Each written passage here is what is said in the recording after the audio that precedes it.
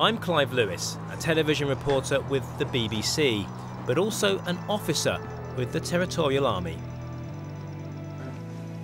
Once my uniform is on, I'm a soldier and can be called upon to fight.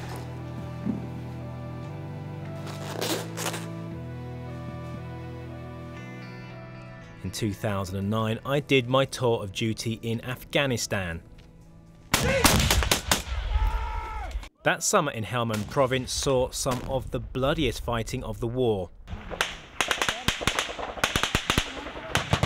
Within 10 days of arriving in the country, I was airlifted to the battlefield and leading my unit.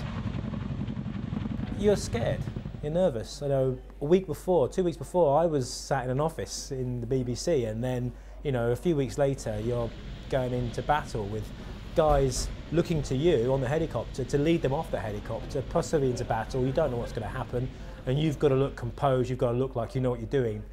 It was unreal. That's the way I can describe it. Like all soldiers, I knew when I went I could be putting my life on the line. But what I wasn't prepared for was my reaction once I was safely home. Good afternoon, Corporal. Have my weapon back in? After 3 months, my stint had ended. I arrived back and was demobbed. Unlike some soldiers who return with their unit, I came back alone. I was back as a civilian and went home to my family and friends and back to work. Things were good. But this only lasted a few days. I started having nightmares and I felt disconnected from the people around me. I just didn't feel right. I also felt incredibly guilty. I didn't think I had the right to feel this way when there were people I know who'd lost limbs, or people who'd lost more friends or suffered and seen more things. They were the ones that should have these problems. I didn't think I was entitled to that. I just wasn't prepared for how hard it was to adjust to normality, and life became a struggle. I just felt like I was being crushed by it all. And I remember just turning around and saying to someone within the TA, look, I can't do this. I can't take part in this. It's just too much. And that was the first time I had to admit to myself that it was just too much. I just can't handle this. So that's when I went to the doctor and said, look, I'm not sleeping and I'm not feeling good. And that's when they diagnosed me with depression. And that's when I kind of realised I needed to seek help. I was taken off duty with the TA while I received counselling from the Ministry of Defence. This helped me a lot, and I no longer suffer from depression. BZ, Bravo Zulu, equals well done. But the memories are still there. Today I've come to see Surgeon Commander John Sharpley, a psychiatrist, and have agreed to share an incident from my tour that particularly affected me.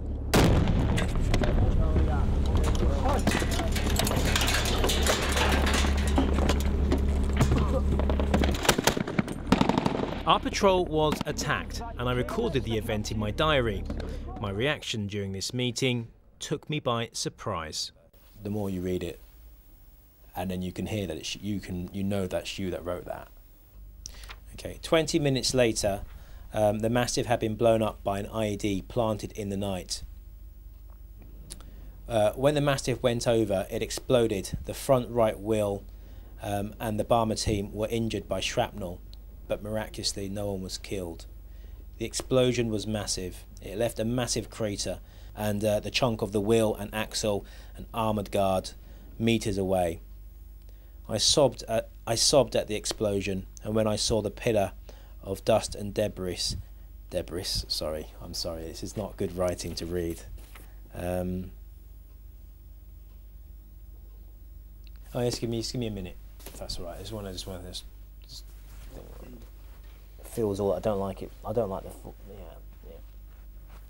Do you have a break? I just want to get it finished, to be honest. Yeah, okay. I had no idea the reading would be an emotional trigger.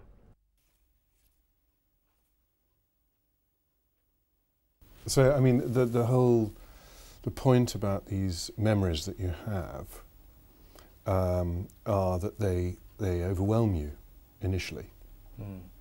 And when you come away from it a few days later, your mind is trying to process them. But with such a big kind of memory which is attached to a whole mass of emotions. Yeah. Every time you take it out, it is accompanied by all the emotions that you experienced at that incident. And that, in a sense, is a kind of a way of explaining post-traumatic memories, which are part of the symptoms of post-traumatic stress.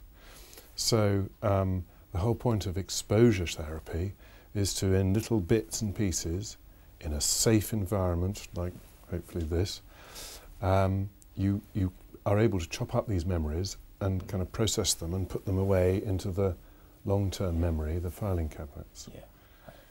And that's the whole process of therapy. A really simple coping strategy is to talk about shared experiences. So on the advice of Commander Sharpley, I've arranged to meet up with my former sergeant. Regular soldier Sergeant Dan Harmer also found it tough returning. It's been months since we last spoke. Hey, how's it going? Buddy, Hey, how you doing? How you doing? How are you? You alright? Yeah, not too bad. Not Good, too bad. good. I got your pint. I know you wouldn't get me one. Yeah, first time ever. How you doing? Not bad. How's the journey?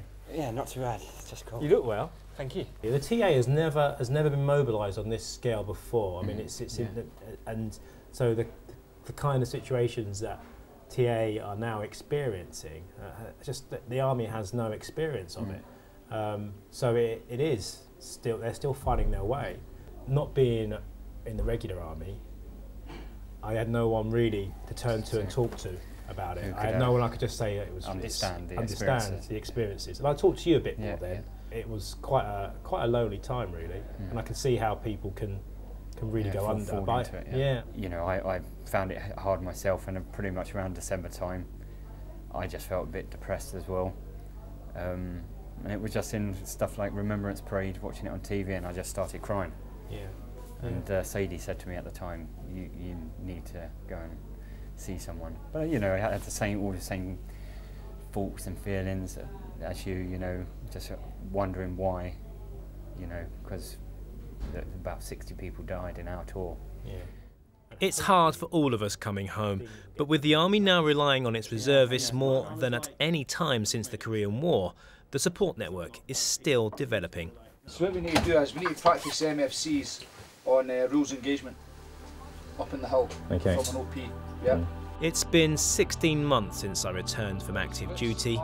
I'm back training, but there's not a day goes by when I don't think about Afghanistan. In a way, I want to hold on to it. Not the pain, but the emotion of it. I don't want that to fade in a way, if that makes sense. I don't want it such that I can't operate in everyday life. There are emotions which I feel obliged to hold on to. To kind of desensitize myself to them would be an injustice in a way. That something that happened to me, happened to the people around me. I don't want them to lose their poignancy.